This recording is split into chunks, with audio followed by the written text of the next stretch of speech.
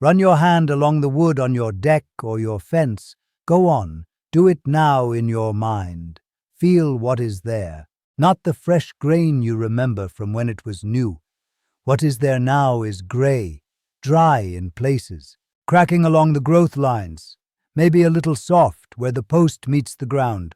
You painted it, you stained it, you bought a tin of something from the hardware store and brushed it on in the autumn. And it held for a season, maybe two, and then the gray came back and the cracking came back and you bought another tin. That is the cycle, and that cycle costs you, on average, somewhere between $40 and $80 every time you try to break it. Every 2 or 3 years, over the life of a fence or a deck, that is $400, $500, maybe more, if the damage gets bad enough that you have to replace boards. What I am going to show you today costs $3. Not $3 a year. $3 for a batch that will treat more surface than you probably have. And it works not because it seals the wood against the world the way a varnish does, but because it feeds the wood from the inside, the way the old craftsmen always understood wood needed to be fed. Now, I want to say something before we go further, because it is the kind of thing the people who sell wood treatments would prefer you not hear. There is no second tin. There is no annual contract. There is no branded product with a clever name. 3 ingredients, a jar, a brush, and an afternoon. That is all. And before this is finished, I want you to understand something that should make you a little uncomfortable about every tin you have ever bought. Stay with me. If you are watching from somewhere with cold winters or heavy rain, from a place where the damp gets into everything, I want you to subscribe to this channel now. Because everything I share here is built for exactly that kind of home and that kind of weather. And tell me in the comments, where are you watching from? What is the wood situation like where you live? I read every answer. My name is Hiroshi Tanaka. I grew up in a small mountain village in Japan, what we call the Satoyama, the landscape where the village meets the mountain forest, where the fields and the trees and the paths all belong to each other. In the Satoyama, nearly everything was made of wood. The homes, the storehouses, the garden fences, the bridges, the tools. And the people who built those things did not have a hardware store. They did not have a tin of branded sealant. What they had was the wood itself and an understanding of what wood wants. My grandfather kept a workshop at the edge of the rice fields. Cedar posts, cypress beams, the smell of oil and old timber. I spent years in that workshop watching him work, and I never once saw him buy a wood treatment, not once. The beams in that storehouse stood for over 100 years without rotting through, without going gray, without cracking the way the wood in modern homes does after a decade. And it was not because the wood was special. It was because he understood something simple that most modern products are designed to make you forget. I have kept tools and worked with timber in humid mountain conditions for 50 years. I have watched expensive treatments fail and cheap habits succeed. That gap between what works and what sells is what I want to talk to you about today. Now here is what most people get wrong about wood, and if you do not follow this part, none of the rest will make sense. Wood is not a dead material. Even after it has been cut and shaped and built into your fence or your deck, it is still alive in one important way. It moves. It absorbs moisture from the air when the weather is damp, and it releases moisture when the weather is dry. It swells and it contracts. It does this every day, every season, year after year. This movement is not the problem. The movement is wood being wood. The problem starts when you stop that movement with a film, a skin of varnish or synthetic stain or paint sitting on the surface. The moisture still tries to get in because it always does, but now it cannot get out cleanly. It builds up underneath the film. The film lifts, it cracks, it peels, and once it peels, the water gets under it in earnest, and the rot begins. You have not protected the wood, you have trapped it. What you actually need to do is something different entirely. You need to let the wood breathe, to move freely with the seasons, while giving it what it needs to stay strong during that movement. Not a coating on the outside, nourishment on the inside. Oil and wax that soak into the grain, that move with the wood rather than fighting it, that leave no brittle film to crack and lift. This is not a new idea. It is not a clever invention. It is simply what the old craftsmen did because they had no choice but to do the thing that actually worked. My grandfather did not know the word hygroscopic. He did not need it. He just knew that wood breathes, and that you work with that fact rather than against it. Now I want to tell you exactly what goes into this mixture, where to get it, what it costs, and why each part of it does what it does.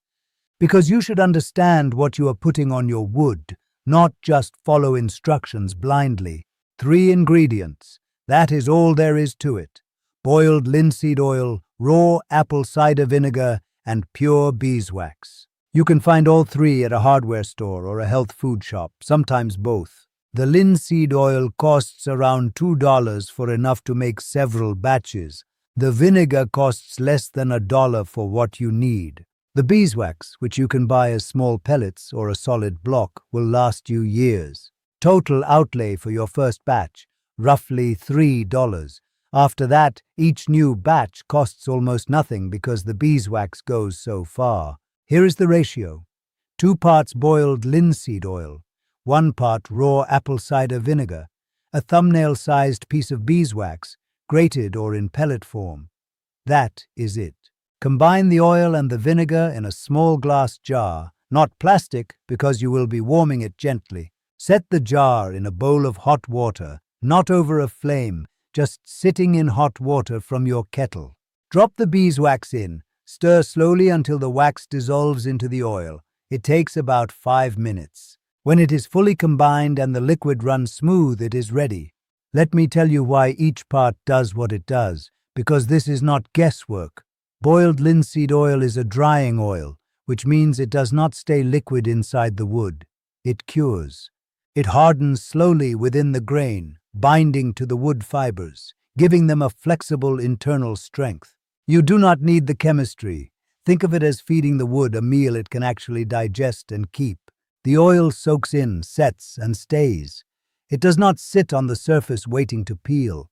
The raw apple cider vinegar does 2 things. First, it opens the wood slightly. The mild acidity lifts any gray oxidation sitting on the surface and lets the oil penetrate more deeply than it would on its own. Second, it carries a trace of natural tannin that works against the organisms that cause surface mold and mildew.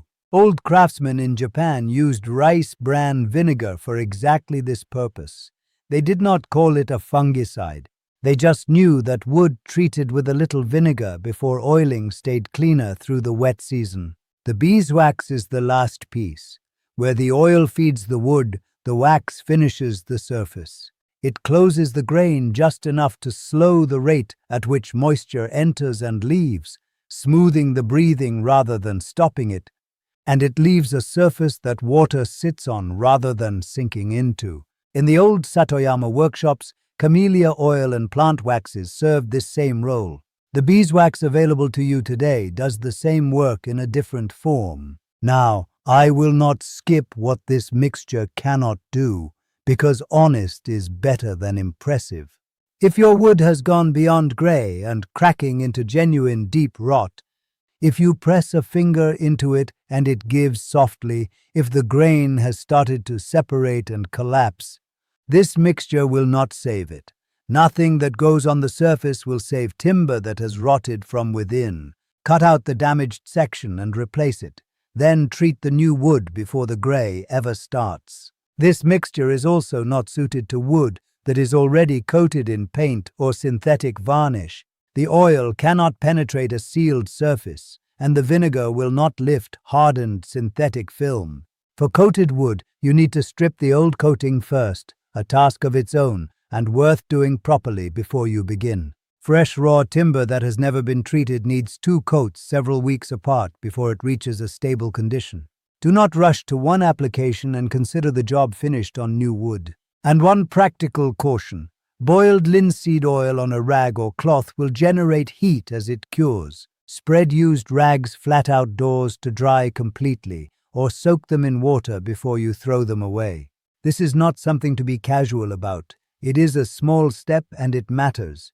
I want to tell you about the storehouse at the edge of my grandfather's property. It was called the Kura, a heavy-walled structure where the family kept rice, tools, preserved food through the winter. Cedar beams, cypress planking, wooden shutters on the windows. Every autumn, before the heavy rains came down from the mountain, my grandfather would spend a morning treating those beams and boards. He had a cloth, a tin of oil, and his method. He worked quietly, moving from board to board, always with the grain. Always enough oil that the wood drank it in without pooling. He told me once, I was perhaps 10 years old, standing in the doorway watching him work. He told me that a wooden building and an old man have something in common. If you keep them fed and dry, they last far longer than anyone expects. If you let them go hungry and damp, they fall apart faster than they should. The Kura is still standing. My grandfather is not. But the cedar beams he treated are as sound as the day he worked on them. And I think of him every autumn when I do the same thing he taught me to do. Now that you know how to make this mixture and why each part of it earns its place, the next thing is how to spread it across everything wooden on your property, not just one board, but all of it, and how to turn what sounds like a chore into a 10-minute habit once a year that keeps the gray and the cracking from ever coming back. The mixture works on a single board, but the real value of it comes when you stop thinking about one board and start thinking about everything wooden on your property as a single thing to maintain, one system, one habit, once a year. That shift in thinking is where the old craftsmen lived. They did not treat problems, they prevented them. Walk your property and make a list. The decking, if you have it, the fence posts and fence rails, the window frames, especially the sills where rain sits longest, the garden furniture, the shed walls and the shed door, the gate and its beam, the wooden steps if you have them outside, the pergola, the raised beds, the compost box. Write it all down. What you are looking at is probably 60 to 100 square feet of wood, maybe more, all of it quietly graying and drying and waiting for something that actually helps it. One batch of this mixture, the $3 batch, will cover roughly 40 square feet. For a full property, make 2 batches, that is $6. Compare that to a branded tin of wood stain. $40, maybe $60 for a good-sized tin. And remember that the tin gets used up and bought again every 2 or 3 years, reliably, for as long as you own the property. 10 years of that cycle costs you between $200 and $400, and the wood still grays between applications. 10 years of this mixture costs you perhaps $20 in total, and the wood does not gray, because the oil inside the grain does not wash off the way a surface coating does. The schedule is simple. Pick a weekend in early autumn before the cold and wet settle in. That is when my grandfather always did it, and the timing makes sense. The wood has had a warm, dry summer to open its grain fully, and you are feeding it before the hardest months. Work systematically, surface by surface. Apply the warm mixture with a natural bristle brush or a folded cloth, always moving with the grain. Give each surface enough that it drinks the oil in. You will see the wood darken as it absorbs, but not so much that it pools on top. Wipe away any excess after 10 minutes. Let it cure for 24 hours before rain or foot traffic. That is the entire system. In the first year, treat everything twice, with 6 weeks between applications. The wood needs to rebuild what it has lost. From the second year onward, once a year is enough to keep it in condition. Now, here is the part that should make you a little uncomfortable. This mixture has been known in various forms for hundreds of years. Linseed oil and beeswax treatments appear in old European woodworking manuals, in the practices of Japanese rural craftsmen, in the records of shipbuilders and furniture makers, and anyone who worked seriously with timber before the age of synthetic products. The knowledge did not disappear. It was not lost or forgotten. What happened to it is simpler and, I think, almost worse than that. There is no money in it. A $3 batch that lasts a year and keeps wood in excellent condition for decades does not build a business. It does not create a product line. It does not generate repeat customers. A branded wood stain that costs $40, wears off in 2 years, and requires a fresh tin to maintain its effect. That builds a business. That fills shelves in hardware stores, that funds advertising. That is why the tin exists, and why the 3-ingredient mixture does not have a commercial name or a label or a place in the seasonal display at your local store. It is not a conspiracy. It is simpler and almost worse than that. It is just economics. The cheap thing that works got replaced in the marketplace by the expensive thing that also works, but only briefly, and has to be replaced. And the people who profit from that replacement have no reason to tell you about the alternative. My grandfather was not a suspicious man. He was not angry at anyone. He simply used what worked, bought what he could not make, and ignored the rest. I think that is still the right approach. But I also think you deserve to know what you are ignoring when you walk past the $3 option and pick up the $40 tin instead. How much did you spend on wood stain or sealant last year? Put a number in the comments. I am genuinely curious, and I think when you add it up across the years, the answer will surprise you. In the Satoyama, the rhythm of the year told you when to do each task. The persimmon harvest meant autumn was here. The first cold rain meant the firewood needed to be stacked and the wooden structures needed to be checked. Maintenance was not a chore you remembered when things broke. It was woven into the season, as natural as putting the garden to bed before winter. You did the small things at the right moment, and the big problems never come. That is the habit I want you to build. Not a burdensome project. A morning in early autumn, a jar of warm mixture, a brush, and a systematic walk around everything wooden you own. An hour of work, maybe 2 if the property is large, once a year. And in return, wood that does not gray, does not crack, does not rot along the posts, does not cost you a board replacement or a new fence section. The old people in the mountain villages understood this arithmetic clearly. They did not have the money to fix things that broke prematurely, so they built the habit that kept things from breaking. Self-reliance is not a complicated idea. It is the accumulation of small correct habits, repeated at the right time, until the big failures simply stop arriving. A fence that lasts 40 years instead of 15. A deck that never needs replacing in your lifetime. A shed door that still swings true when your children are grown. These are not small things. They are the reward of the 10-minute habit. Now, take everything you know about this mixture, everything about why it works and what it costs and who prefers that you do not know about it, and let me bring it all together into the simplest possible form, because the best knowledge is the kind you can act on this weekend without having to remember every detail. So here is what I want you to do this weekend. Go to your hardware store or your health food shop and buy 3 things. Boiled linseed oil. 1 small tin, which will cost you around $2. Raw apple cider vinegar. You may already have this in your kitchen. Pure beeswax in pellets or a block, which you will find cheaply and which will last you years. Total cost, $3, perhaps a little less if the vinegar is already on your shelf. When you get home, fill a small glass jar with 2 parts linseed oil and 1 part vinegar. Grate or drop in a thumbnail of beeswax. Set the jar in a bowl of hot water from your kettle and stir until the wax dissolves smooth into the oil. 5 minutes of stirring. That is your mixture. Now walk your property before you apply a single drop.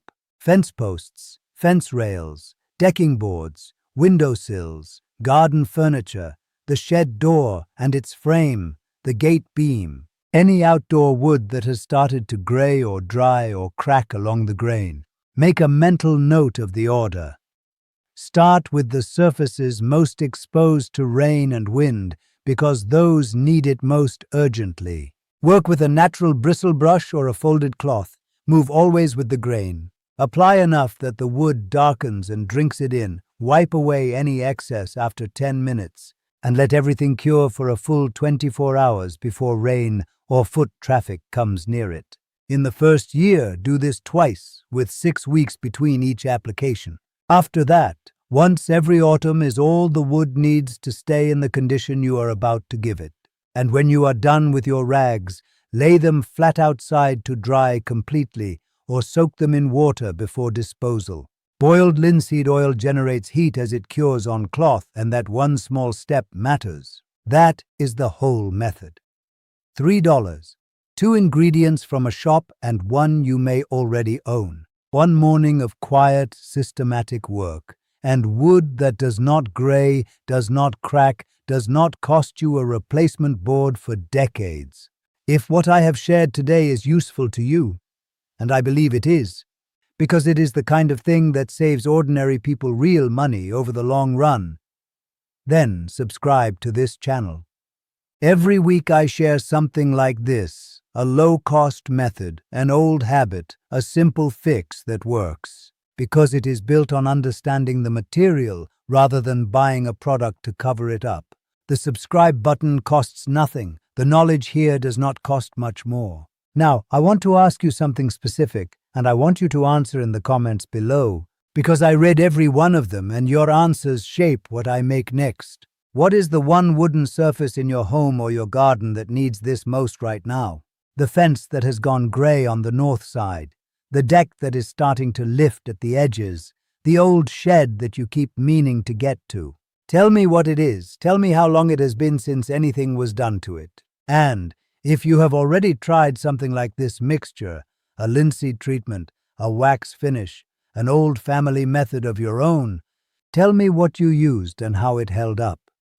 That kind of knowledge belongs in the conversation, not locked away in one person's memory. The natural next step from here is what happens on the inside of the wood, the joinery, the indoor beams, the furniture that lives indoors, but still moves with the seasons and still needs feeding. There is a method using binchotan charcoal and camellia oil that my grandfather used on every wooden surface inside the storehouse, and the results over a lifetime of use were remarkable. That is what I want to show you next. Keep an eye out for it. Look after the small things and the big problems never come. My village knew this. Now you do too.